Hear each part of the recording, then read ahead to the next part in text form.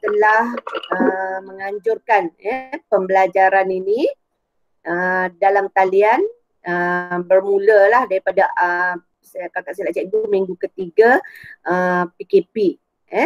Okey. So untuk hari ini kelas bersama cikgu, cikgu perkenalkan diri, mungkin ada yang first time masuk. Okay, nama cikgu Syarin Hanum Abdul Rahman. Okay, sekarang mengajar di SMK Aminuddin Baki Kuala Lumpur dan mengajar subjek kimia lah. Okay, jadi pada hari ini cikgu kita akan lihat tentang topik asid dan base. Tentang topik asid base. Jadi topik ni sebenarnya boleh dua-dua untuk Form 4 dan juga Form 5. Okay, walaupun Form 4 KSSM kita ada topik satu subtopik baru, tak apa cikgu akan sentuh juga. So Form 5 walaupun itu tak ada dalam SPM awak, okay, just untuk pengetahuan lah, sebab apa pun berlaku bila next year, okay, SPM pun next year kan, next year bila awak masuk ke pusat pengajian tinggi, okay, awak masuk A-level, matrikulasi, Form 6, asasi or whatever. Okay, awak belajar chemistry, most of you kalau ambil science stream memang akan belajar chemistry, awak akan belajar. So at least awak ada idea, jadi it's more better. Okay, so sebagaimana yang telah cikgu share tadi, semua bahan boleh diambil melalui kod ini, LOIQUGH. So dekat situ awak boleh kemukakan sebarang soalan yang berkaitan dengan tajuk ini ataupun mana-mana tajuk kimia yang lain. Okay, so kita akan mula pembelajaran kita pada hari ini untuk topik acid dan base. Okay, acid and base. So pengajaran cikgu mungkin macam minggu lepas ada orang tanya dalam BM atau BI, cikgu akan campur sebab cikgu faham. Ada yang belajar dalam bahasa Inggeris, ada yang belajar dalam bahasa Melayu. Tapi awak bebas untuk bertanya dalam apa bahasa yang awak guna di sekolah. Okay, first kita akan lihat dari segi term. Okay, maksud. Maksud. So cikgu letak kat sini yang pertama tu, nombor 1 tu adalah maksud asid. Apa itu asid? Okay, jadi kalau soalan kata takrifkan asid, jangan kata asid adalah sesuatu yang mempunyai rasa yang masam. Itu peringkat menengah rendah, peringkat sekolah rendah boleh. Okay, tapi bila dalam chemistry, okay, dalam kimia kita kata asid ialah sebatian kimia. Wajib word sebatian kimia tu wajib. Ingatlah konsep nak menjawab, cikgu rasa awak dah tahu macam mana teknik nak menjawab kertas 2 kan, untuk takrifan. Mesti ada apa itu benda dia. Okay, so acid tu is a chemical substance, sebatian kimia yang mengayon.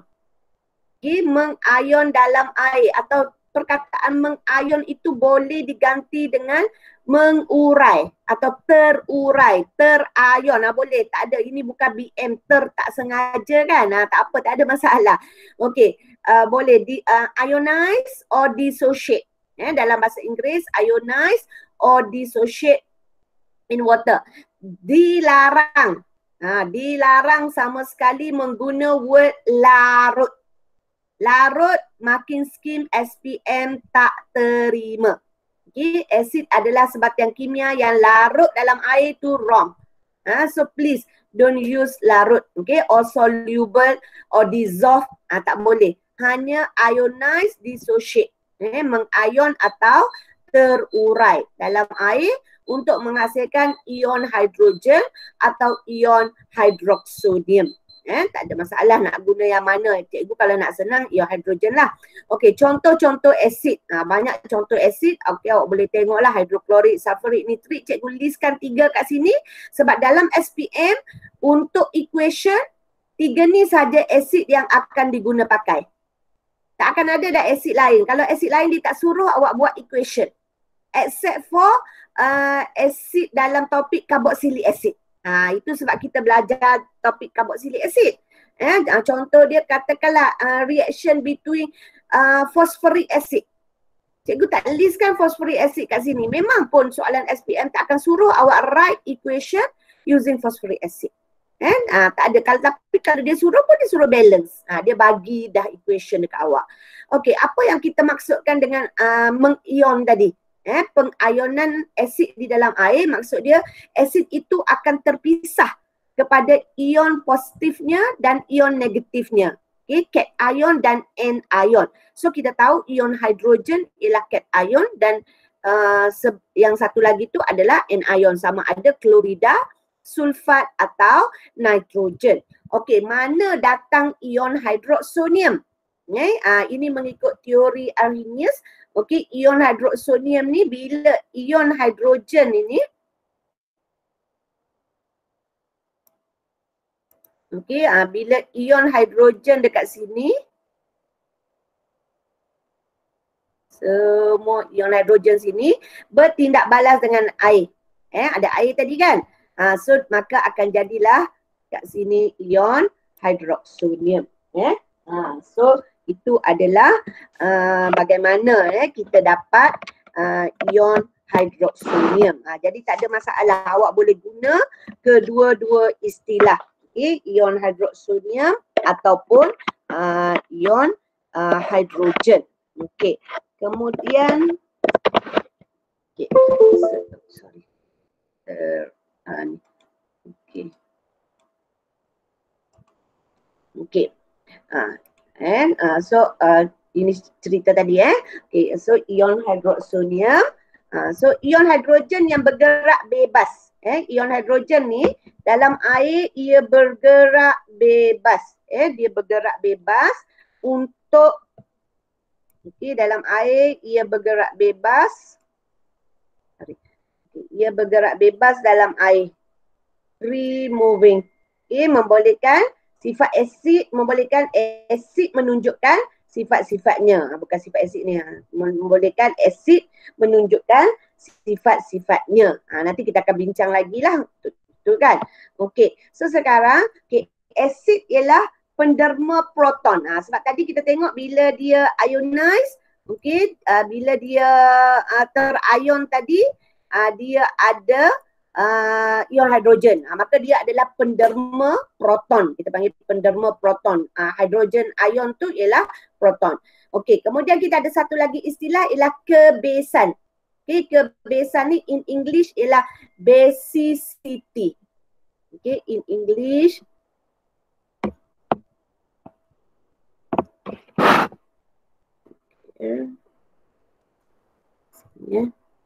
cek dia nak tulis.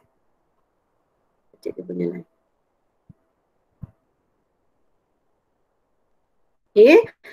Basicity, kebesan. Basicity of acid ialah bilangan ion hidrogen yang dapat dihasilkan oleh satu molekul asid. Asid dia molekul.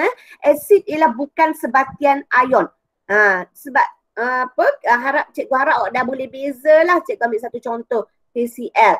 Kedua-dua ni adalah terdiri daripada unsur bukan logam. Maka sebab tu dia adalah bukan sebatian ion. Jangan tertukar pula dengan natrium klorida example. Kita dah belajar dalam topik sebatian kimia.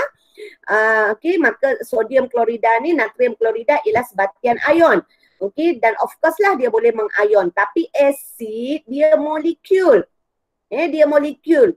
Tapi dia boleh mengion. Nanti cikgu tunjuk tentang kenapa word molekul ini penting. Word molekul ini penting. Ini yang selalu ramai yang terhilang. Terhilang markah because tertinggal word molekul. So asid ialah molekul yang tapi dia boleh mengion bila dalam air. Sebab itu syarat dia. Itu syarat dia. Okey. So apa maksud ataupun kebesan asid ini terbahagi kepada berapa? Terbahagi kepada 3. 1, 2, 3. Okey. So yang pertama ialah asid monobase atau asid monoprotik. Dua-dua sama. Tak kisahlah Melayu, bahasa Melayu pun boleh guna monoprotik. Monoprotik ni sebenarnya untuk bahasa Inggeris. Cuma bahasa Inggeris huruf K tu jadi C saja. Tapi dalam bahasa Melayu pun diterima kalau awak jawab asid monoprotik, asid diprotik, asid triprotik. Apa maksud dia? Asid monoprotik ialah asid yang mengion dalam air. Sama balik kita ambil tajuk kita ambil takrifan bagi asid tadi juga. mengayon dalam air untuk menghasilkan, ini yang kita tambah. 1 mol ion hidrogen atau ion hidroksonium per molekul. Okey, maksud dia setiap 1 molekul. Inilah. Ini contoh dia asid hidroklorik. Ini 1 molekul. Jadi 1 molekul ni bila dia terion, tadi kita tengok equation tadi, dia akan jadi ion hidrogen.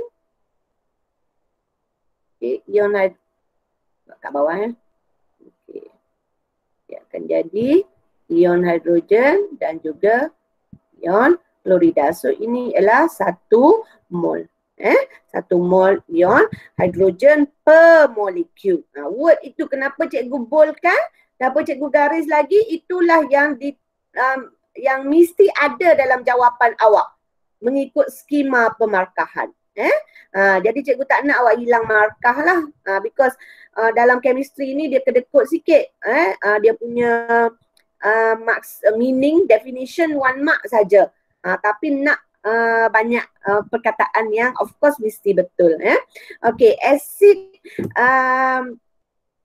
diprotic. Okay, acid diprotic sama juga. Cuma di tu 2. Mono tu 1. 1. Okay, so 2 mol ion hidrogen. Okay, 2 mol ion hidrogen.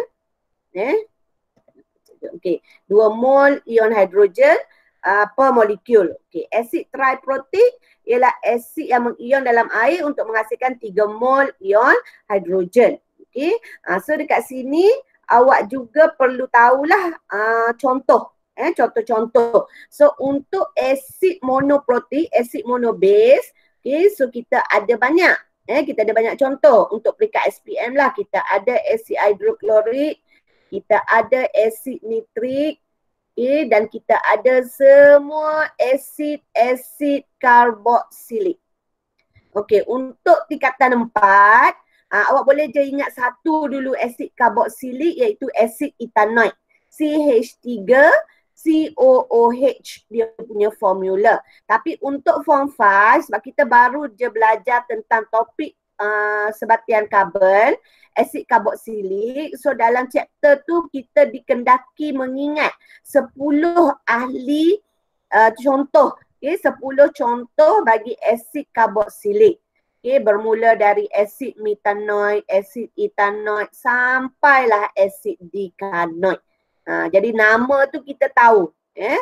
So dia adalah asid monoprotik. Maksud dia ada 1 mol ion hidrogen. Okey, jangan 1 ion hidrogen. Itu yang banyak cikgu jumpa jawapan. 1 ion hidrogen. Bukan satu ion sebab memang kita mata kita ni nampak ada 1 je. Tapi dari segi istilahnya bilangan dia kelas. Ada soalan? Okey, ada orang tak off mic. Okey, tak apa, cikgu sambung balik. Okey, asid diprotik. Okey, untuk peringkat SPM, satu saja yang kita perlu tahu. Okey, iaitu asid sulfuric. H2SO4. Asid sulfuric. Itu je. Walaupun ada lagi Okey, kemudian asid triprotik. Satu juga. Asid fosforik. Asid fosforik ni kita ada jumpa kegunaannya dalam untuk form 5 dalam topik sebatian karbon. Okey, so itu adalah contoh-contoh asid berdasarkan kebesan dia, berdasarkan dia punya basicity. Okey, seterusnya Cikgu. Ya? Maksudnya Ya, nak ya. senang. Maksudnya nak kalau nak senang ingat, kita kena ingat paling penting asid yang mengayon dalam air. Yang lain tu hanya ikut mono, dwi dan tri lah kan? Ya. Okey, dalam air tu umum dalam air takrifan umum pun ada, mengayon dalam air. Okey, menghasilkan ion hidrogen, semua sama. Okey, yang beza bila soalan tanya apakah maksud asid monoprotik, kita tambah saja 1 mol ion hidrogen per molekul. Okey. Kalau diprotik mol per molekul. Okey, triprotid 3 mol. 3 ni sahaja. Okey, kebiasaan asid. Alkali tak ada maksud bukan tak ada. Tapi kita tak ada dalam silibus kita. Okey. Terima kasih. Okey, sama. Okey, seterusnya kita tengok base dan alkali. Dua istilah. Dua istilah. Anak beranak tapi tak sama. Okey, base ialah sebatian kimia yang dapat bertindak balas dengan asid untuk membentuk garam dan air. Itu kalau soalan tanya apakah makna ataupun definisi definisi bagi base. Base ialah sebatian kimia yang dapat bertindak balas dengan asid untuk membentuk garam dan air. Neutralan lah. Okey, contoh dia semua oksida logam, semua oksida dan semua logam oksida dan juga logam hidroksida. Okey, semua oksida logam ni. Okey, semua semua oksida logam dan logam hidroksida. Okey, contoh dia natrium hidroksida, zinc hidroksida. Okey, ini contoh base. Pepejal natrium oksida, hablo natrium hidroksida, okey, dan larutan. Okey, apabila base ini larut dalam air, maka kita panggillah alkali. Okey, kalau dia larut dalam air, kita panggil alkali. So ini kita kaitkan balik dengan konsep topik untuk form 5 dah belajar topik garam. Kalau untuk form 4, topik garam dia datang sekali dengan topik ni. Tapi hari ini cikgu tak sentuh tentang garam. Mungkin kelas yang lain lah kita boleh sentuh. Okey, so kalau base itu larut dalam air, so kita tahulah konsep base yang nak larut dalam air, kita tahu dalam konsep garam cikgu ambil sikit, semua hidroksida tidak larut dalam air kecuali anak. Anak kan, ataupun spa salt. Sodium, potasium, amonium. Spa. Atau anak, amonium, natrium, kalium. Tak kira lah bahasa apa kan. Garam-garam, anak atau spa ini saja yang semua larut. Tak kira partner dia apa. So bermakna contoh natrium hidroksida larutlah. Okay, dia base. Tapi sebab dia larut, bila dia larut saja dalam air, maka kita panggil alkali. Okay. So base yang tidak larut dalam air tu tetap panggil base lah. Contoh-contoh dia plumbum oksida, plumbum hidroksida, okay, dan lain-lain lagi lah. Okay, alkali tadi dah ada. Okay, ini maksud alkali. Alkali ialah sebatian kimia. Okay, alkali ialah sebatian kimia yang mengayon di dalam air untuk menghasilkan ion-ion hidroksida. Okay, so perkataan mengayon macam tadi jugalah. So sama, konsep yang sama. Okay, apabila dia mengayon, maka dia akan terurai kepada ion-ion positif dan ion-ion negatif mereka masing-masing. Itu konsep pengayonan dalam alkali. Okay. So sama macam ion hidrogen tadi, ion hidroksida ni bila dalam air boleh bergerak bebas lah. Boleh bergerak bebas, jadi alkali boleh menunjukkan sifat dia. Sebab itu penting kehadiran air untuk asid dan alkali atau asid dan base menunjukkan sifat-sifat mereka. Okay. Kemudian kalau tadi asid ialah penderma proton, maka alkali ialah penerima proton. Penerima proton. Okey. Kegunaan. So kegunaan ni cikgu pergi laju lah. Ini tak ada masalah lah. Banyak ni awak boleh baca. Apa asid karbonik, minuman ringan, cuka untuk food preservation, okey, awet makanan, asid sulfurik guna sebagai electrolyte. Cuma cikgu nak bagi tahu dekat sini bila awak memberi jawapan dalam exam, cuba elakkan untuk kata diguna di makmal. Janganlah, kalau boleh jangan. Setakat ni dia tak terima tahu, itu umum. Contohnya apakah kegunaan asid dalam kehidupan seharian? Kehidupan seharian ni maksud dia di luar makmal sekolah. Tapi sebab kita selalu jumpa asid dalam makmal, maka kita pun kata diguna di dalam makmal. Jadi bagilah contoh-contoh lain yang kita guna dalam kehidupan kita seharian. Okey, ini pula adalah contoh-contoh alkali. Okay, sabun dan deterjen tu adalah alkali, ubat gigi, okay, pil gastrik. So ini nanti kita akan kaitkan pula dengan konsep peneutralan. Konsep peneutralan nanti kat ujung nanti. Okey, sekarang kita tengok kepada satu eksperimen. Eksperimen untuk mengkaji peranan air dalam menunjukkan sifat-sifat asid dan alkali. So kenapa cikgu tunjuk? Sebab eksperimen ni simple. Okay, ringkas saja. So potential dia untuk keluar paper 3 tu tinggilah. Sebab paper 3 dia tak akan jarang ambil eksperimen yang susah. Okay, yang panjang-panjang lebar. Okay, so penyataan masalah. Apakah peranan air dalam menunjukkan sifat-sifat asid lah. Okay. Air perlu hipotesis. Hipotesis Okay, so kita tengok okay, macam mana kita nak menulis hipotesis kat sini lah. Okay. Kita tahu bila kita nak menulis hipotesis, kita mesti ada dua benda, MV dengan RV. Okay, dengan MV ditulis dulu untuk 3 markah dalam kertas 3. So kita tak boleh kata asid akan menunjukkan sifatnya apabila ada air. Tak boleh. Itu nanti akan dapat 2 markah. Okay, jadi maksud dia dekat sini pemboleh ubah dimanipulasi kita ialah presence of water. Okay, kehadiran air. Jadi kita mesti sebut air dulu kat depan. So air perlu hadir atau jika air hadir bolehlah. Tak ada masalah ayat tu. Tapi air dulu sebut baru sifat dia.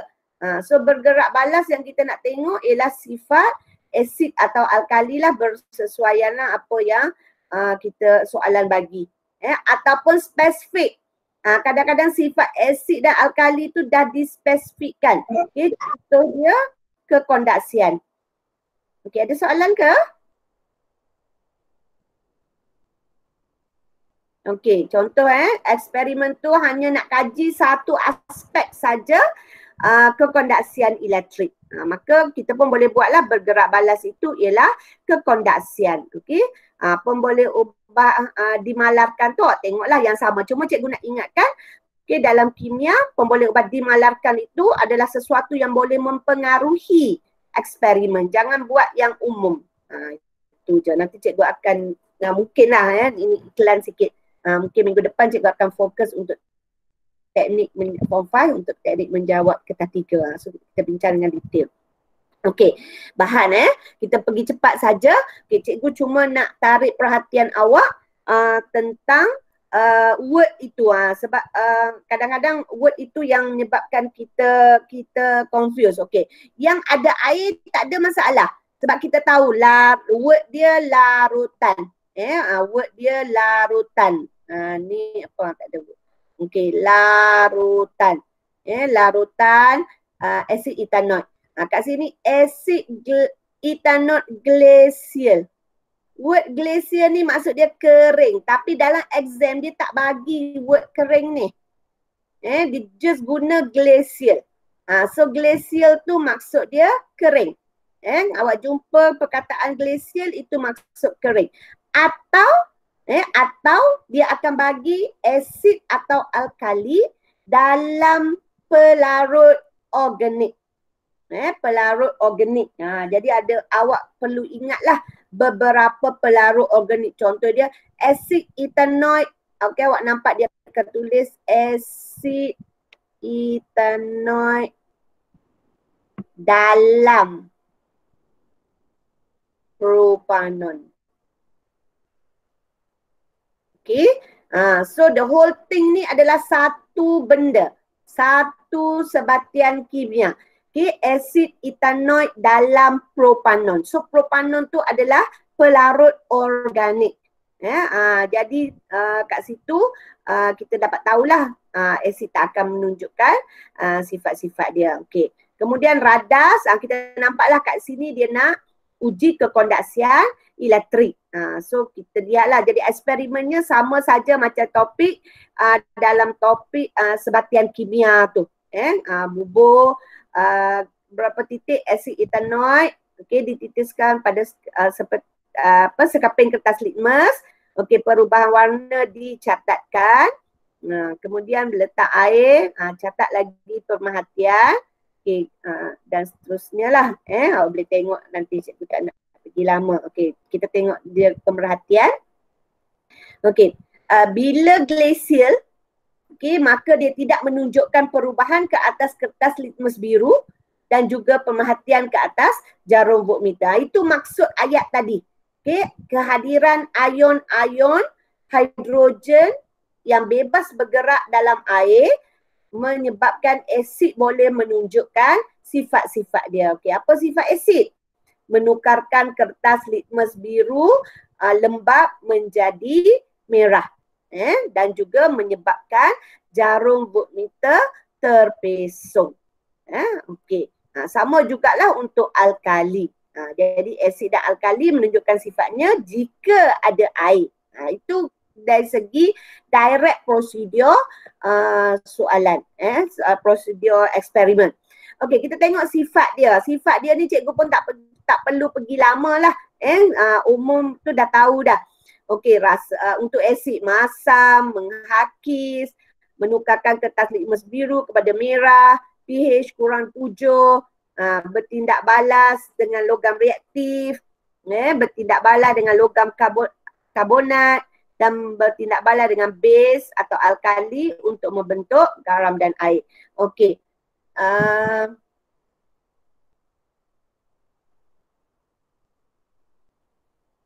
Okey, the first four ni itu sifat fizik. Samalah sebelah alkali pun sama. 3 ni atau 2 sebelah sini, ini ialah sifat kimia. Okay, ini ialah sifat fizik. Jadi soalan dia akan direct tanya, nyatakan sifat fizik. So supaya awak tahu nak bagi yang mana. Okay, bila soalan kata nyatakan sifat kimia, kalau awak jawab bertindak balas dengan logam reaktif full stop, tak ada markah. Dia mesti bertindak balas dengan apa untuk menghasilkan apa. Baru lengkap dapat jawapan. So katakan soalan kata nyatakan satu sifat kimia. Sifat kimia tu reaction, tindak balas. Nyatakan satu sifat kimia bagi asid. So jawapan kita tulis bertindak balas. Cikgu buat short form dalam exam jangan short form. Okey, bertindak balas dengan logam reaktif. Okey, full stop sampai situ tak boleh. Untuk menghasilkan garam dan gas hidrogen. Mesti ada reactant and product. So reactant dia logam reaktif dengan asid tadi, produk dia garam dan gas hidrogen. So kena tahulah. Okey, bila bertindak balas dengan logam karbonat, hasil dia garam campur gas karbon dioksida campur air. Okey. Bila bertindak balas dengan base atau alkali, garam dan air. Okey. Jadi itu adalah bagaimana kita menjawab untuk sifat kimia. Okey, sifat kimia alkali, sifat fizik alkali, pahit, licin, menghakis juga. Jangan ingat alkali, asid je bahaya, alkali tak bahaya. Tak sebenarnya bergantung kepada kepekatan dia. Okay, menukarkan kertas litmus biru lembab kepada biru, menukarkan kertas litmus merah lembab kepada biru, buat lembab wajib. Okey, nilai pH lebih daripada 7. Okey, bertindak balas dengan garam amonia apabila dipanaskan. Okey, dan menetralkan larutan asid untuk membentukkan garam dan air. Okey. So kita balik semula. Soalan tanya, mengapa asid atau alkali menunjukkan sifat-sifatnya di dalam air? Mengapa dia menunjukkan sifat dia dalam air? So dekat sini kadang-kadang Dia bagi ni cikgu ambil okey, ini soalan SPM cikgu tak ingat 2015 kalau tak silap cikgu lah. Okey. So kita dah boleh buat maksud dia apa ni?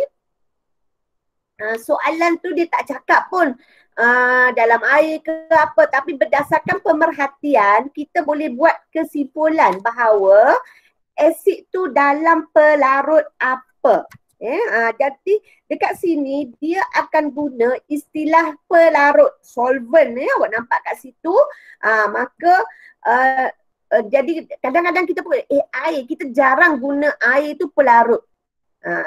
Word air, tapi air tu adalah satu contoh pelarut. So kita tahu untuk gambar yang set 1 tu apabila mentol tu menyala, apabila mentol menyala, maka kita pun tahulah bahawa X itu, pelarut X itu ialah air. Jadi sebab dia menunjukkan sifat dia boleh mengkondaksikan elektrik. Kemudian sudah pastilah pelarut Y itu mentol tidak menyala, maka itu adalah pelarut organik. Jadi kita kena ingatlah sebab nanti ada soalan dekat bawah dia tu dia suruh kita namakan pelarut. Jadi at least lah satu awak ingat. Bila kita dah belajar topik carbon compound ni dah banyak dah pelarut organik yang kita tahu. Okey, sama juga eksperimen kat bawah tu kita nampak dalam tabung uji yang pertama tu air kapur ada gas tak berwarna terbebas yang menyebabkan air kapur keruh. Maka kita tahu asid ni dalam X ini boleh menunjukkan sifat dia. So dekat sini macam mana kita nak explain mengapa asid dan alkali menunjukkan sifat-sifat dia dalam air. Okey, so apa point dia yang mesti ada dalam jawapan? Okey, sebenarnya bergantunglah kepada macam mana soalan. Okey, so point yang pertama poin yang pertama yang mesti ada, cikgu buat keyword tau. Keyword sebab cikgu tidak menggalakkanlah kita menghafal. Kita kena faham, so kita keyword. Okey, keyword pertama kita mesti cerita balik tentang mengion tadi. Terion dah tulis. Terion atau mengion tadi. Mesti ada dalam ayat kita. Sebab tu cikgu kata dalam kimia ni tips dia senang je. Bila soalan datang, dia suruh kita explain. Jelaskan, bagi sebab, apa lagi yang sewaktu dengannya lah kan. Kita bagi dia punya definisi dulu. Maksud dia cuma kalau definisi tu terlalu panjang tu pandai-pandai lah kita pendekkan kan. Contoh kat sini kita boleh kata katakan asid tadi okay, asid mengion dalam air untuk menghasilkan ion hidrogen. So itu baru ayat lengkap. Kalau 2 markah ayat tu nak untuk memberi awak markah yang pertama. Okey. Kemudian markah yang kedua. Okey, kalau awak dah sebut ada ion hidrogen dekat atas ni, tak ada masalah lah, tak payah lagi sebut kali kedua kat sini. Okey, so kat sini tinggal keyword bergerak bebas. Itu 2 keyword dia.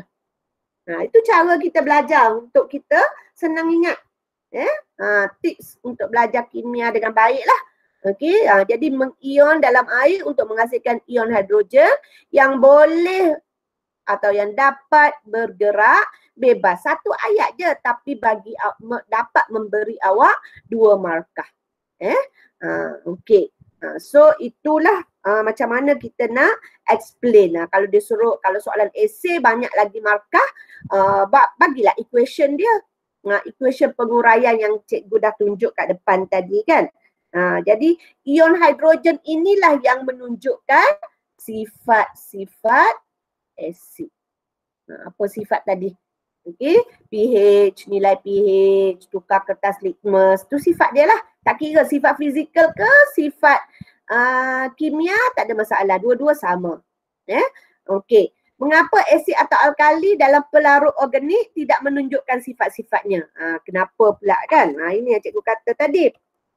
Okey. So dekat sini kita pun cerita dalam pelarut organik dia tidak mengion. Tidak mengayon.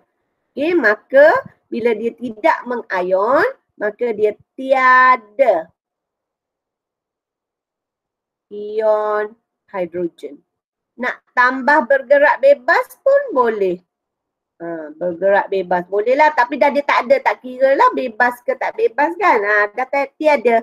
Tiada ion hidrogen yang bergerak bebas. Ini yang selalu. So biasanya kat sini ada 3 markah. Apa dia? Apa yang selalu hilang. Maka kita katakanlah asid lah, cikgu ambil asid asid kekal sebagai molekul. Ini yang ramai orang hilang markah. Dia tidak mengatakan bahawa asid itu masih dalam keadaan molekul. Sebab dia tidak mengandung mengayon. Molekul kita belajar, dia tidak dapat mengkonduksikan elektrik dan sebagainya lah. So itu keywords yang perlu awak ingat bila awak nak explain why acid or alkali not show its properties when the solvent is not water. Tadi dah.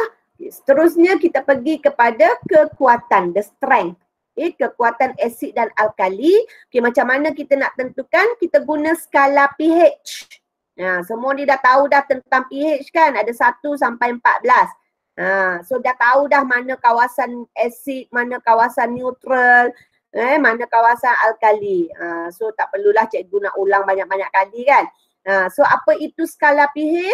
Skala nombor untuk mengukur darjah keasidan atau darjah kealkalian.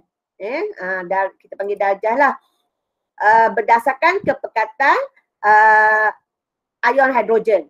Sama ada ion hidrogen pekat ke tak pekat kat dalam tu lah. So dia kat sini kita dah tahu dah. Nilai pH kurang daripada 7 asid, nilai pH lebih daripada 7 alkali, nilai pH 7 neutral. So apa hubungannya dengan kepekatan ion hidrogen? Kepekatan ion hidrogen bukan kepekatan asid kepekatan. So kena alert dekat sini, kepekatan ion hidrogen. Bukan kepekatan asid. Nanti kita akan tengok kejap lagi apa beza tu. Kepekatan asid, kepekatan ion hidrogen atau keasidannya atau kealkaliannya. Untuk asid, semakin kecil nilai pH, semakin tinggi kepekatan. Tapi ini bukan hipotesis. Kalau hipotesis, kepekatan kena duduk depan. Ini sebab cikgu nak cerita refer kepada skala nombor. Jangan pula lepas ni awak akan ada ini RV, ini MV. Kepekatan ni MV. So bila kita buat hipotesis, semakin tinggi kepekatan ion hidroksida, semakin tinggi atau semakin besar nilai pH. Dia terbalik. So untuk alkali, untuk asid, kepekatan ion hidrogen tinggi, nilai pH-nya kecil. Tapi untuk alkali, kepekatan ion hidroksidanya tinggi, nilai pH-nya besar. So biasanya kecil tu kat mana? 1, 2, 3 tu lah. Besar tu kat mana? 4, 5, 6. Untuk alkali kecilnya 9, 10. 11. Kemudian besarnya 12, 13, 14. So itu dari segi skala nombor. Ini untuk tingkatan 4 saja. Ada tak form 4 kat sini? Cikgu nak tahu.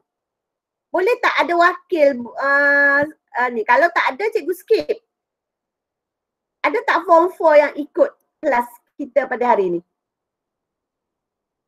Ada tak antara yang dengar ni form 4? Boleh on mic kejap. Tak ada? Kalau ada, cikgu. Ada? Ada. Ada, okay, thanks. Kalau ada cikgu, so form 5 boleh dengar Dan untuk KSSM saja, meaning form 4, dia ada satu part menentukan nilai pH. Kalau form 4 kita tak ada ini, tak ada calculation ini. Sebab form 4 ada. Okay, untuk form 5 kita just celup pH meter, dapat number, celup kertas pH, okay, dapat number. Itu saja. Okay. So sekarang macam mana kita nak menggunakan. Tapi form 5 macam cikgu kata tadi boleh guna. Next year awak akan belajar juga. So macam mana kita nak menentukan nilai pH bagi asid dan alkali. Kenapa kita kata tadi asid pH 2? pH 3, kenapa alkali kita kata pH 12 tadi, mana kita dapat? So sebenarnya dia berdasarkan pengiraan. Pengiraan. Jadi untuk lebih tepat lah, kalau kita just dip the pH paper, okay, ataupun pH meter tu kita celup saja dalam larutan, yang keluar terus number dia. So itu dari segi teorinya tak tepat lah. Ini melalui matematik calculation maka lebih tepat.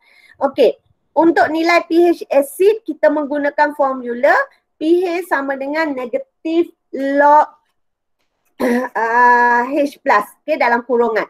Okay, H plus atau ion hidrogen dalam kurungan itu ialah menunjukkan kepada kepekatan ion hidrogen. Kepekatan ion hidrogen. Okay, contoh dia. Okey, kita tengok Okey, kepekatan nilai pH bagi larutan asid nitrik 0.5 molar. Jadi masukkan saja dalam formula tadi. Dalam formula tadi pH sama dengan negatif log kepekatan H plus. Okey, so ini kepekatan. Ada unit mol per desimeter padu. Ini ialah kepekatan. Okey, atau kemolaran. Nanti akan ada. So pengiraannya matematik. Ini bukan kimia dah lagi ni. Okey. So kita pun tekanlah kalkulator kita tu untuk dapat nilai log 0.5. Semua ada kalkulator kan. Boleh tekan lah, boleh cari dalam Maths ke matematik ke, awak dah belajar macam mana nak cari nilai log. Sama juga mungkin dari buku sifir. Saya tak pastilah buku sifir ada guna lagi ke tak sekarang kan. Zaman cikgu sekolah dulu mana boleh pakai kalkulator. So buku sifir itulah yang digunakan. So bila kita dapat kat sini, okay, contoh cikgu ambil lah, cikgu dah kira. Kita akan dapat 0.3010, okay, iaitu nilai bagi log 0.5. Jadi daratlah biasa kita akan dapatlah 0.3010. Okay, so nilai pH dia, nilai pH ni biasanya kita ikut ni tau, biasanya, tapi bukan semestinya. Kalau kepekatannya 1 titik perpuluhan, maka yang kita ambil nilai pH-nya ialah 1 titik perpuluhan juga.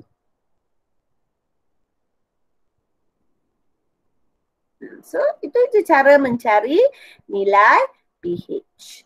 Okay. So sama jugalah. Okay. Untuk alkali. Untuk alkali. Nilai pH bagi alkali dia punya simbol POH. POH. Okay, sama dengan negatif log kepekatan ion hidroksida. So samalah cerita macam tadi juga. Cikgu tak tunjuk itu pH POH. Tapi kenapa cikgu nak tarik perhatian awak? Okey. Ini ialah okey, nampak? Ini yang takut keliru. Takut keliru. Sebab soalan SPM belum ada. Tapi cikgu tahulah. Inilah yang akan mengelirukan. Ini ialah POH. Okay, untuk alkali POH. Untuk asid dia terus tahu guna pH. pH. Untuk alkali negatif log kosong kepekatan ion hidroksida ini ialah POH. Kalau soalan direct tanya, okay, tengok soalan. Okay, soalan 2 cikgu. Tentukan nilai, tentukan nilai pH. Satu lagi soalan mungkin soalan lain. Tentukan nilai POH bagi X. Contoh dia. So direct dia kata POH, awak nampak kat sini, maka awak terus guna sama dengan negatif log kepekatan ion hidroksida. Terus dapat jawapan. Okay, tapi dekat sini ada dua step. Dua step. Satu step, okay, step pertama kita mesti cari POH dulu. Barulah step kedua kita mencari pH. Okey, apa hubungan antara POH dengan pH? So kita boleh nampak pH campur POH sama dengan 14. Skala tadi, skala pH value tadi. So macam mana kita nak dapat nilai pH? 14 tolak POH lah, maka kita dapatlah pH bagi alkali. Tapi bagi asid tak payahlah. Bagi asid, kecuali nak cari pH asid diberi POH. Boleh juga.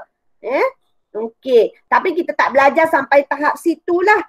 Untuk tingkatan 4, kita tak belajar macam mana awak diberi alkali dan dikendaki mencari pH. Jangan risau, direct saja. Tapi ini untuk abang-abang, kakak-kakak yang form 5 ni tahun depan dalam neutralization, kita akan ada satu aspek kita belajar dekat sekolah, akan tambah lagi macam mana kita nak tahu dari aspek pH-nya bila diberi kuantiti asid dan alkali masing-masing. Okey. So dekat sini macam mana kita selesaikan, kita cari dulu. Kita cari dulu. Okey, kita cari dulu POH. POH sama dengan negatif log 0.01. So kita akan dapat nilai dia. Nilai dia. Ini tadi cikgu tak tekan kalkulator, lambat katakanlah cikgu letak X. Nanti awak boleh tekan kalkulator sendiri dapat nilai berapa. Okey, kemudian yang kedua, step kedua kita nak cari pH. Kita tahu tadi pH ialah 14 tolak POH. So 14 tolak apa nilai X yang kita dapat dari sinilah. Maka kita akan dapatlah nilai pH bagi alkali itu. Okey. Sama juga soalan boleh pusing. Sama, tak kira lah konsep asas dia soalan pengiraan. Kalau kat sini direct suruh cari nilai pH atau POH. Okay, tapi dekat sini dia suruh awak cari kemolaran. Tak ada guna formula lain. Okay, formula yang sama. Okay, apabila diberi nilai pH-nya adalah 12. Jadi first step kita kat sini, kita tahu kemolaran kepekatan. Kemolaran dengan kepekatan. Benda sama, istilah je beza. Okay, so kemolaran dia pH. Jadi kita nak cari POH. Jadi POH sama dengan 14 tolak pH. Jadi 14 tolak 12 dapat 2. Barulah masukkan dalam formula POH sama dengan negatif log OH. So dapat 2 ni kan. So sini 2. Dapatlah jawapan apakah kemolaran bagi OH. Inverse log lah. Inverse log kan. Inverse log. Okay. So kepekatan OH ialah 10 negatif 2. Ini konsep log lah. Takkan cikgu nak ajar MAT pula kan. Okay. So tengok baliklah. So dapat 0.01 mol per desimeter padu. So itu sikit Untuk form 4 boleh tanya kalau cikgu laju. Sebab cikgu pun tak nak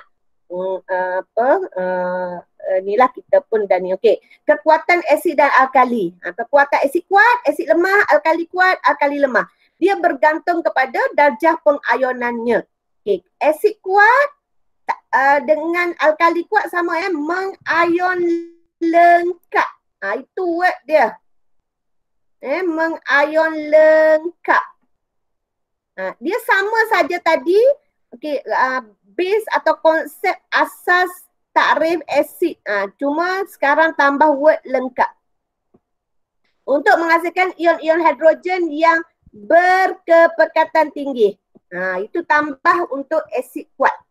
Okay, asid lemah mengayon separa. Mengayon juga separa, sebahagian lah separa tu.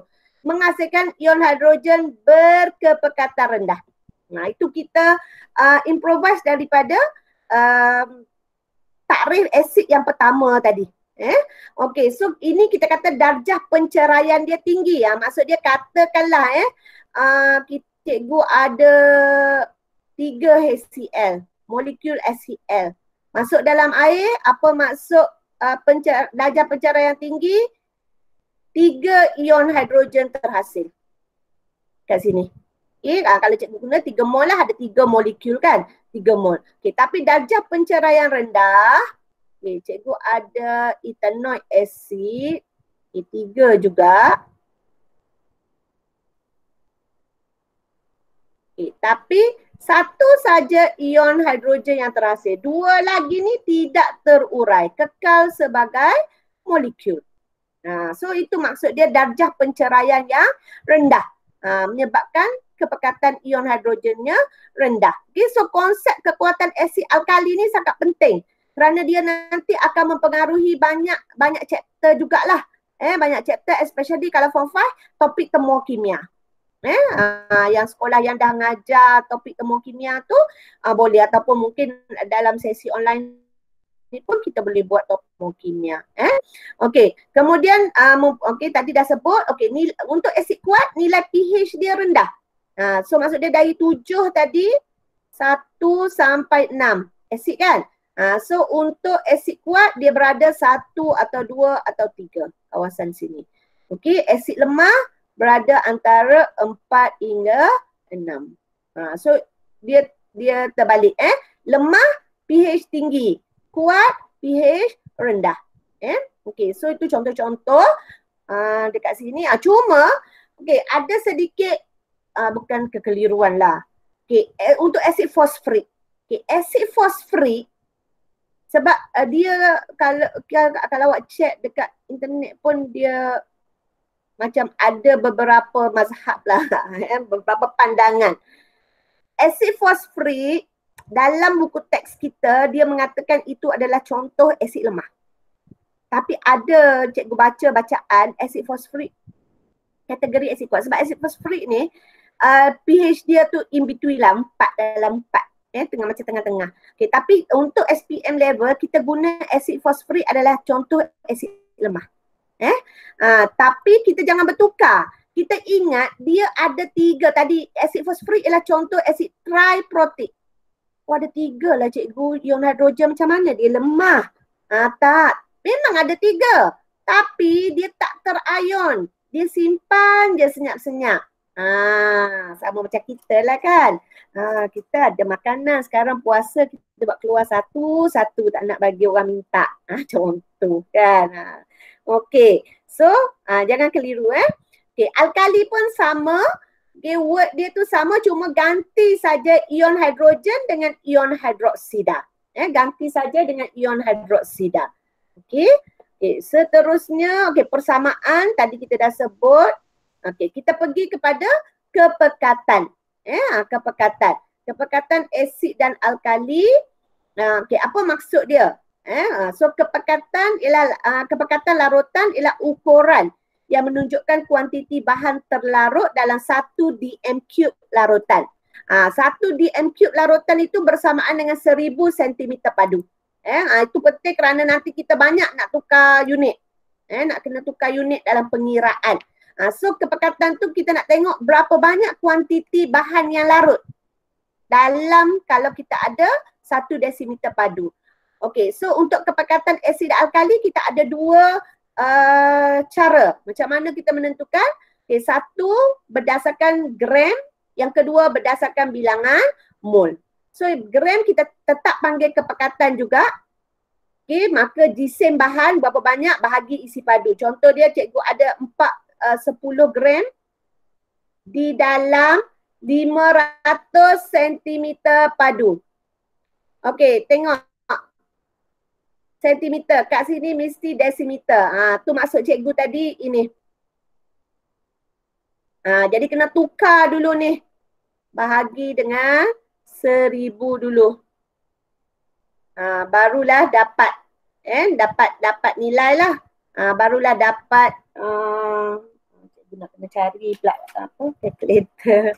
Okey, bahagi dulu 500 dengan 1000 tu baru bahagi dengan 10. Okey. 0.5 20. So awak dapatlah jawapan dekat sini 20 gram per desimeter padu. Okey, itu kepekatan dalam unit gram per desimeter padu, unit wajib. Okey. Yang kedua kita panggil kemolaran ataupun kepekatan dalam bilangan unit mol. So macam mana bilangan mol sebatian atau bahan tadi bahagi dengan isi padu. Dia berapa mol. So mol dekat sinilah soalan memang tak akan bagi kita direct. Oh, berapa kemolaran bagi 0.4 mol asid hidroklorik? Senangnya cerita. 0.4 bahagi dah lah bagi pula 1000 lah contoh 1000 pula dah. Okey, 1 dm cube. Maka jawapan 0.4 mol per desimeter padu. Okey, tapi soalan apa? Dia akan kaitkan balik kita dengan mol yang kita belajar di chapter 3 dulu. Terutama yang ini, mol gisim bahagi dengan gisim molar. Jadi kadang-kadang dia kata berapakah kemolaran bagi, dia ditanya kemolaran tu, bagi 10 gram 10 gram asid etanoik. 10 gram asid etanoik. Dia bagi gram. Okay, dia bagi gram. Macam yang ini, bagi gram. Tapi dia tanya kemolaran. Jadi awak ada 2 step. Step pertama, awak kena cari dulu dari gram ini, cari dulu mol. Pakai formula ini. Okay, barulah masuk ke sini. Clear Okay, itu adalah kemolaran. Bilangan mol bahan terlarut dalam 1 desimeter padu larutan. Okay, so apa kaitan kemolaran dengan nilai pH? So dia sama juga tadilah. Semakin tinggi kemolaran tu kan, semakin rendah nilai pH. So itu macam mana kita mengira lah. Okey. So sekarang tadi kita ada, inilah formula mol yang keempat. Dalam chapter 3 kita ada 3 formula mol. Mol dengan gisim, mol dengan isi padu gas, mol dengan bilangan zarah. Bilangan zarah, number of particle. 3. Ini yang keempat. Dalam kimia 4 ni je awak kena hafal formula mol. So tadilah macam mana kita boleh kaitkan kemolaran, tadi kemolaran kan? Kemolaran sama dengan bilangan mol. Bilangan mol ni simbol dia N. Bahagi dengan isi padu. Okey, so sekarang cikgu ubah formula ni. Cikgu nak cari N. Nak cari bilangan mol sama dengan MV. Okey, tapi kita tengok selalunya tapi tak semestinya V ni diberi dalam unit sentimeter padu. Maka sebab itulah formula ini buat 100. Bahagi 1000. Tapi kalau tiba-tiba awak telah diberi dalam unit desimeter padu, tak perlulah bahagi 1000. Jadi inilah formula mol yang keempat yang perlu kita kuasai. Ada 4 ni je, belajarlah chemistry peringkat yang paling tinggi ke, tak ada dah. 4 ni sahaja. Jangan lupa, terutama yang nak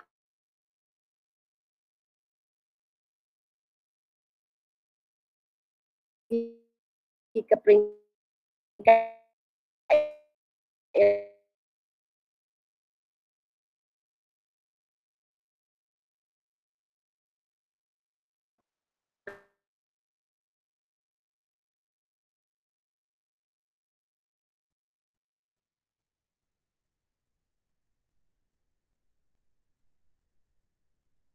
Okay.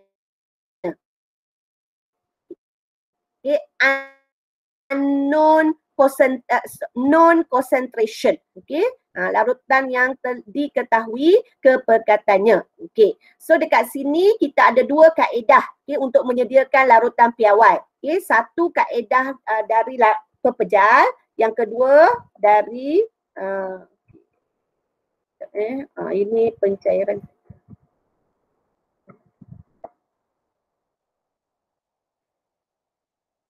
Kita ada dua sebenar. Ini kaedah pencairan. Satu kaedah pencairan. Okey, satu lagi yang kita ada dua macam mana nak sedia. Okey, yang pertama okay, dari pepejal. Dari pepejal maksud dia bahan yang kita nak guna tu ingat kepekatan tadi ni. Ni kepekatan. Kepekatan. Jadi tadi kita dah tengok dah kepekatan tu ada dua lah. Kalau dia kata dalam unit gram per desimeter padu, tak ada masalah. Terus timbang berapa, ambil air banyak ni. Okay, tapi kalau dia kata mol per desimeter padu, kena kira dulu. Okay, contoh dia cikgu nak siapkan larutan 2 mol per desimeter padu. Natrium hidroksida. Okay, jadi langkah pertama cikgu mesti cari gisim pepejal dulu. Itu langkah pertama. So 2 mol ini berapa gram? 2 mol ini berapa gram? Jadi cikgu kena guna formula tadi. Formula tadi tu yang tadi MV per 1000 tadi kan. Mol sama dengan MV per 1000. Okey, sekarang dia suruh kita sedia katakan 500 cm padu. Cikgu nak sedia 500 cm padu larutan 2 mol per desimeter padu. Okey, cikgu kena cari dulu sebab cikgu nak timbang. Okey, gisim ada dalam formula mol. Jadi apa cikgu buat? 2 darab isi padu nak sedia 500 bahagi 1000. Maka cikgu pun dapatlah bilangan mol dia. Cikgu dapat bilangan mol dia berapa tu? 2 darab 500, 1000, 1. Okey, 1 mol. Pandai cikgu bagi, tak payah tekan kalkulator. Okey, 1 mol. Dari formula mol ini kita masuk dalam formula mol sama dengan gisim bahagi dengan gisim molar RMM. Okey? Jadi mol 1, gisim nak carilah gisim molar natrium hidroksida berapa? 40. So gisim yang kita kena timbang ialah 40 gram. Tu yang awak kena cari. Maka awak pun timbanglah 40 gram, masukkan dalam ni. Okay, ini kita panggil kelalang volumetrik. Okey. Lepas tu kita pun tambahlah air suling. Mesti air suling. Okey, kita mula-mula kita tambah dulu sikit. Tambah dulu macam ni, goncang biar dia larut. Okey, kemudian kita semua bekas yang kita guna untuk isi tu kita kena macam bilas, masukkan untuk memastikan bahawa ketepatan kepekatan kita. Contoh dia kita nak timbang tu kita letak dalam bikar kecil kan. So kita tuang sini, kita bilas-bilas dengan air, tuang balik. Okay, lepas tu bila semua dah larut, kita tambah air sampai calibration mark. Tanda senggatan. Calibration mark bahasa Melayu tanda senggat. Okay, sampai situ. Jangan sampai atas. Sampai garis tu saja, tutup. Okay, goncang ke atas dan ke bawah, upside down. Untuk memastikan dia adalah bercampur. Itu kaedah pertama. Okay, kaedah kedua, kaedah pencairan. So yang ini ni, yang larutan terhasil ni, kepekatan kat sini ialah 2 mol per desimeter padu. Sekarang cikgu kata okey pergi sedia yang 0.2. Cikgu nak 0.2. Okay, tapi tak nak timbang dah. Nak pakai larutan ni. Nak mencair boleh, nak pekat boleh. Kalau cikgu kata pergi buat yang 3, tak boleh ambil yang ni tambah pencairan saja. So sebab tu kaedahnya kita panggil kaedah pencairan. Okey, cikgu tunjuk. Okey, apa formula dia? Untuk pencairan kita pakai yang ini. Kita pakai untuk formula M1V1. Okey, M1V1 sama dengan M2V2. M1 larutan asal, larutan pekat. Isi padu larutan pekat, ini yang kita nak cari, berapa banyak kita nak guna. Ini larutan baru, kemolaran baru. Okey, contoh dia cikgu kata sediakan 500 cm padu larutan baru 0.2 tadi, 0.2 mol per desimeter padu. So macam mana? Tadi kita ada ke M1, kemolaran dia 2, kemolaran dia 2, darab dengan V1. Kita nak cari berapa yang kita perlu untuk cairkan. Sama dengan larutan baru 0.2, isi padu yang baru kita nak sedia 500. Okey, dekat sini awak tak perlu lagi bahagi 1000. Sebab sebenarnya dia asal formula dia ini macam ni. Dah ada bahagi 1000, ini bahagi 1000. Tapi matematiknya dah boleh cancel kan? Dah hilang. Jangan pula bagi lagi sekali 1000. Nanti jawapan salah. So kita akan dapatlah isi padu berapa larutan pekat yang kita perlu gunakan. So dekat situ 500 darab 0.2 bagi 2, 50. 50. Jadi 50 cm padu. Jadi apa perlu kita buat? Ada tak ada? Okey. Masuk balik. Cikgu nak tunjuk ni. Yalah. Okey.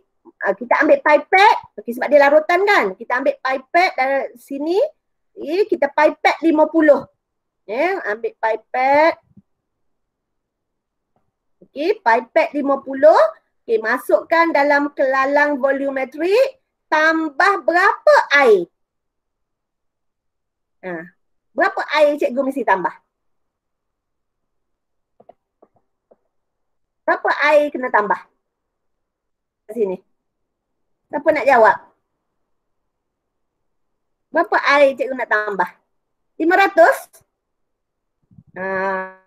Okey. Kalau kita buat dalam makmal, okey.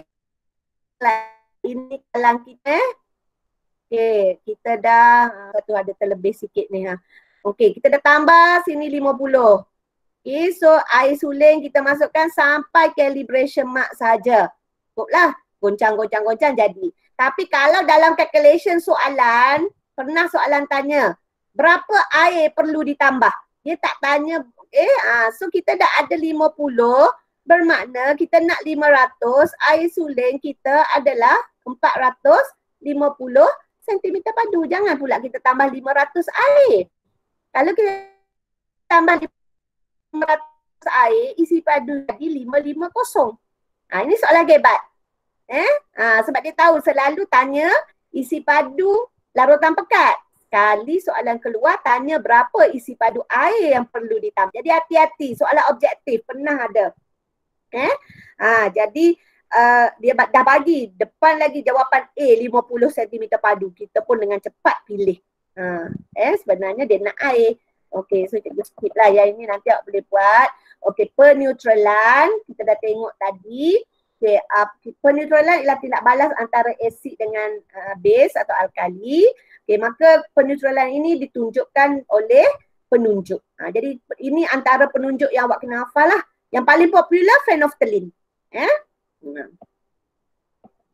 Okey, so ini eksperimen dia. Jadi hari ni cikgu tak bagi detail untuk pentitratan sebab dia agak panjang. So mungkin kelas akan datang cikgu akan fokus untuk pentitratan sahaja, terutama soalan-soalan yang berkaitan dengan dia lah. Hari ni cikgu cerita tentang sepintas lalu saja tentang pentitratan. Okey. Nanti kita akan tengok okey. Yang ini tak apa, tak ada masalah yang ni. Ini nota cikgu je. Siapa pergi siapa tengok cikgu punya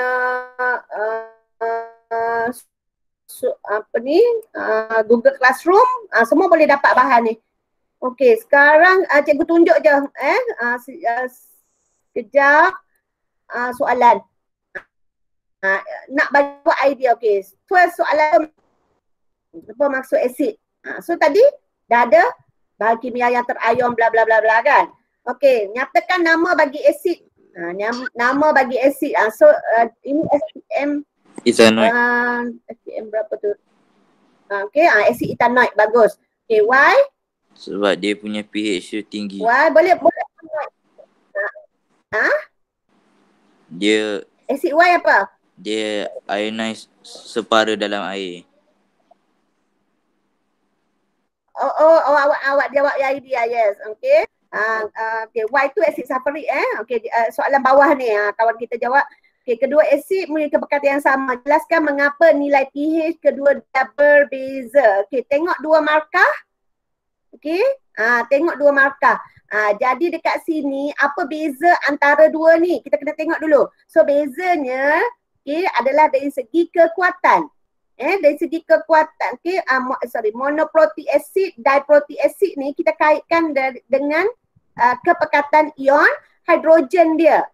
Jadi dekat sini, kenapa pH kita kaitkan dengan apa maksud tadi, ingat slide cikgu, nilai pH ialah bergantung atau berdasarkan skala nombor berdasarkan kepekatan ion hidrogen. Jadi awak kena highlight dalam jawapan awak dekat sini, pemeriksa akan cari word kepekatan ion hidrogen.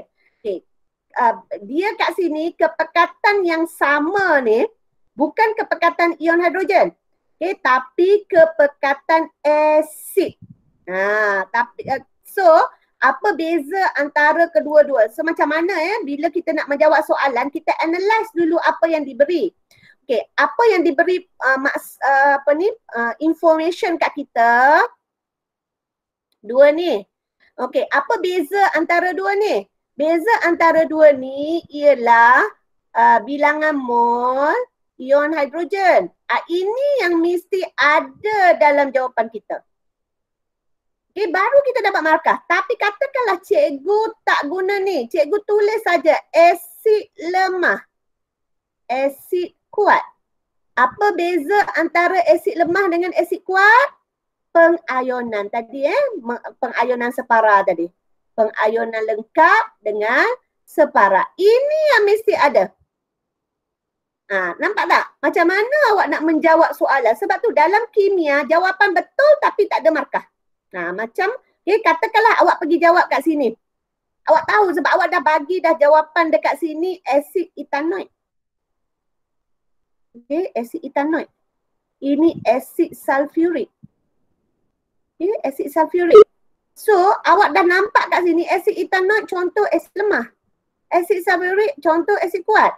So, dalam sini, okay, awak pergi bagi cerita pengayonan tanpa mengaitkan dengan bilangan mol hidrogen. So, salah. Tapi kalau ada, tak ada masalah. Awak nak kata jawapan awak, okay, asid ethanoid mengayon separa di dalam air dan menghasilkan bilangan mol ion hidrogen yang rendah. So bolehlah kat situ. Tapi awak akan hilang markah untuk definisi bagi asid monoprotik dan asid diprotik. Sebab awak tak guna maklumat yang diberi. Dalam SPM maklumat dari gambar rajah jadual mesti guna. Mesti guna. So awak akan hilang markah kat situlah. Sebab dua markah, boleh nampak dua markah. Okay, so tu cara jawab.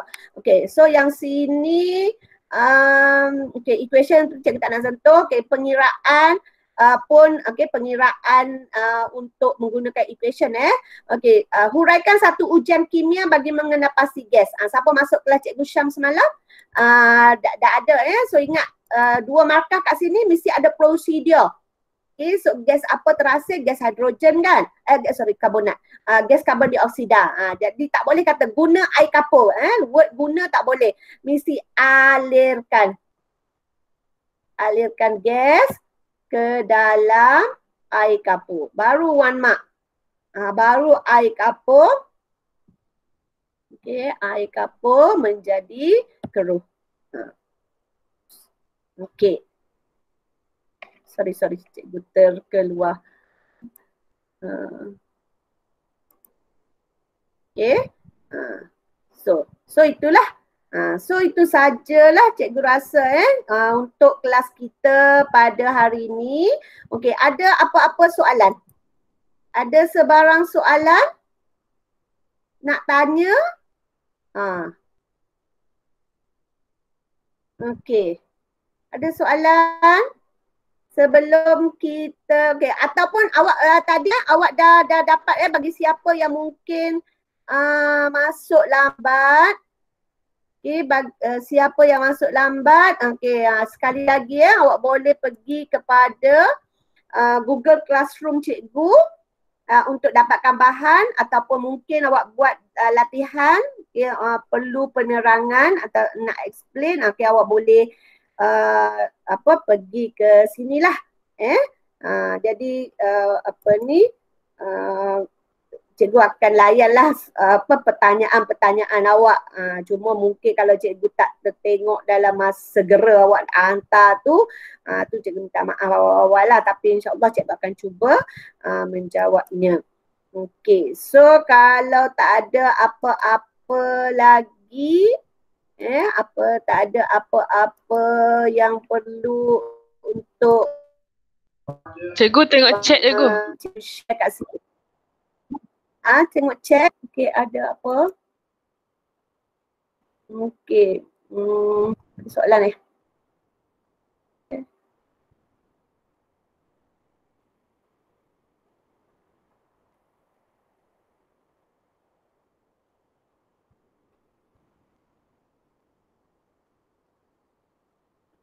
Okey, cikgu saya macam tak faham pengiraan ini. Pengiraan apa? Izam Mukri dah tanya which part ketiga? I haven't. Pengiraan tadi yang cikgu tunjuk. Okey, ketiga awak form 4 ke form 5? Ketiga kalau form 4. Okey.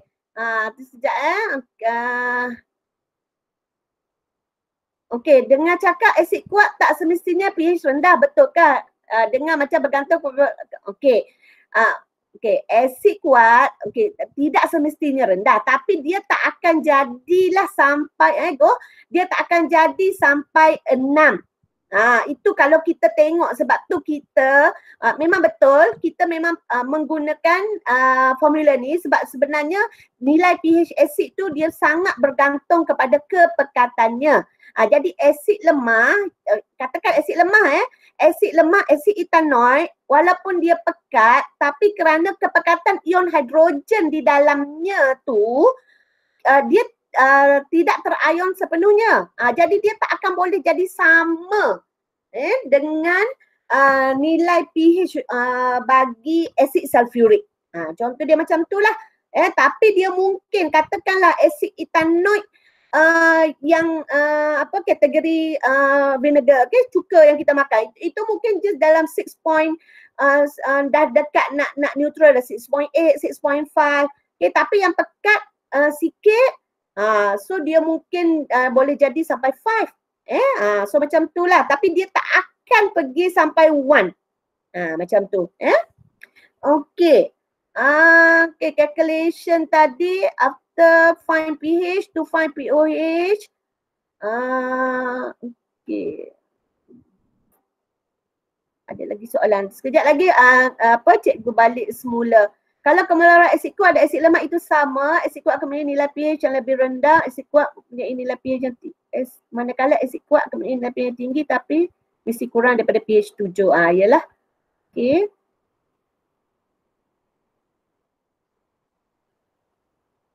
What is the winner?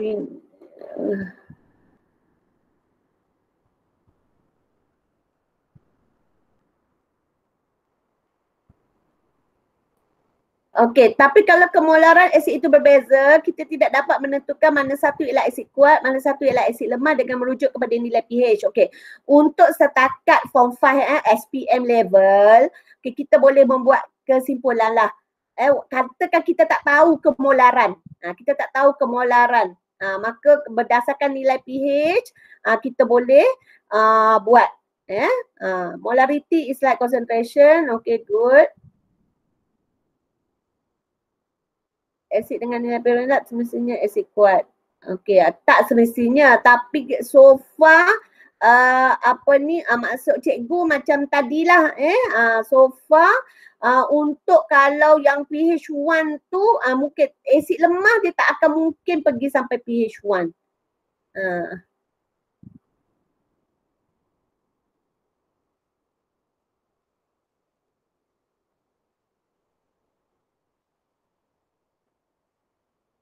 Okey, tak faham yang dilution. Dilution tadi cikgu laju lah sikit sebab kita dah nak habis masa ni. Okey. Ya, dalam Google Classroom ada. Okey. Okey.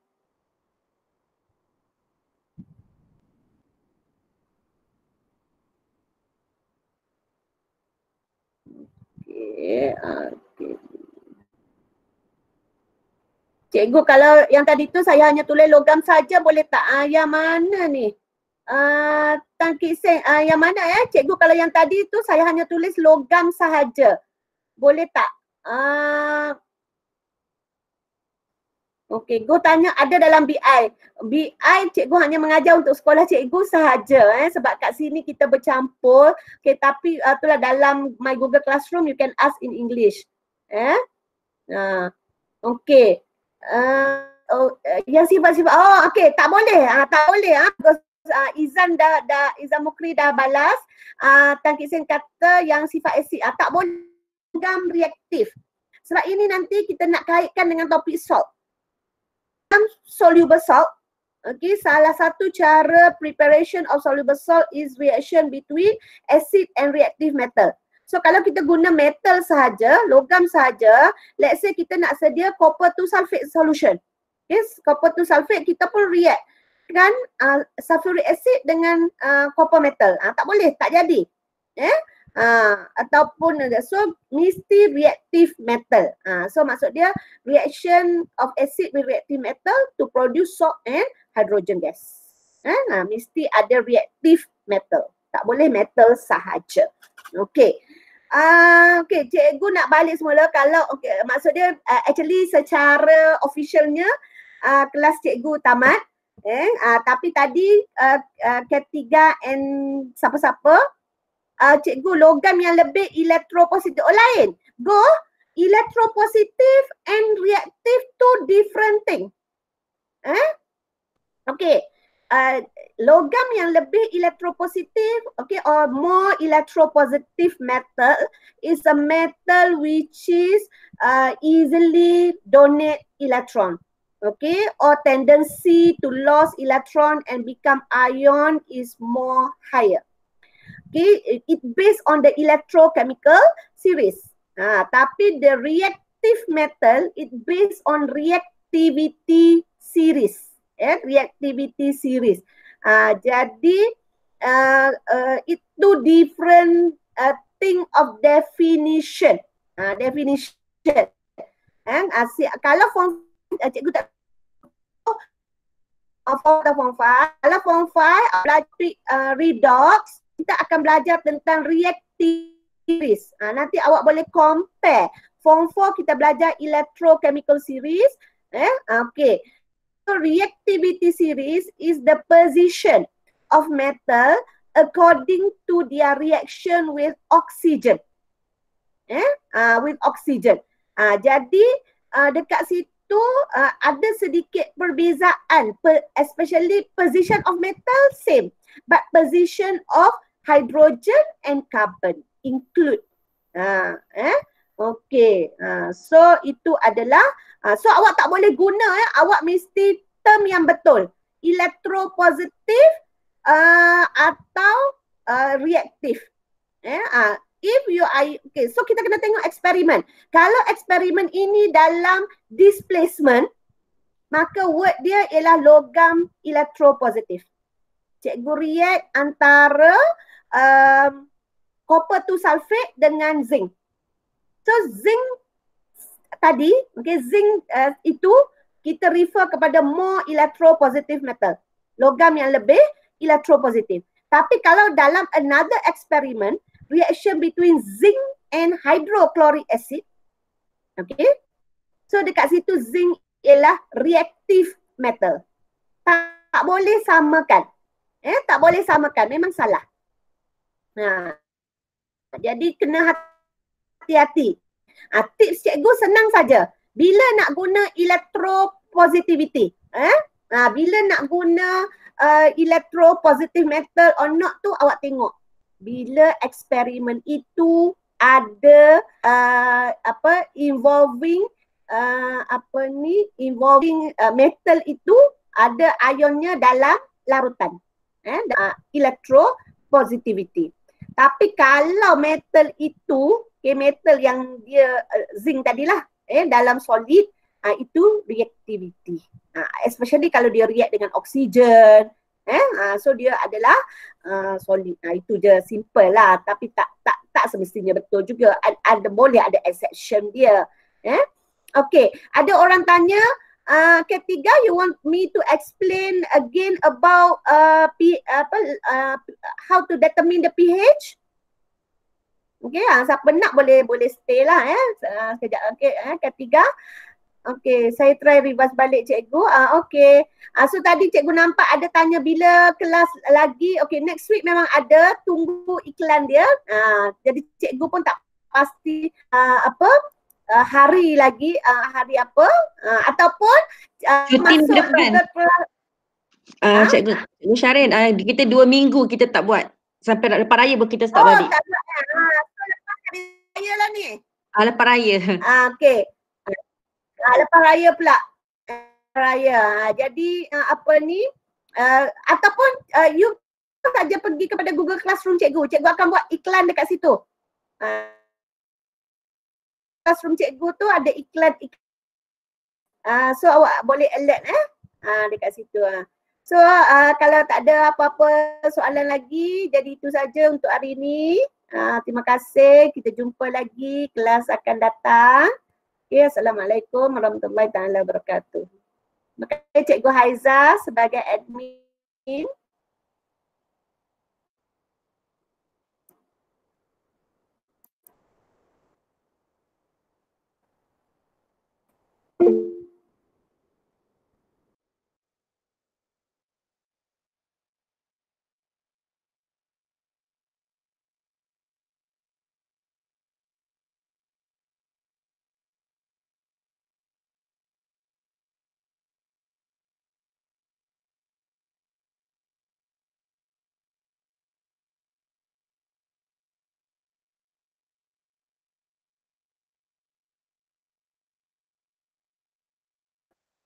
Zah, boleh stop record Zah?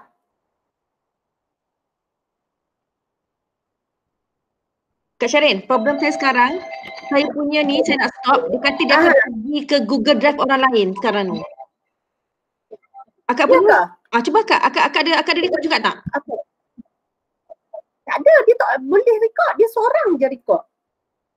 Itulah sekarang ni dia dah jadi macam kes yang Farah tadilah. Saya tak tahu apa masalah dengan saya punya link ni ke apa. Dia pergi dekat nama orang tadi juga.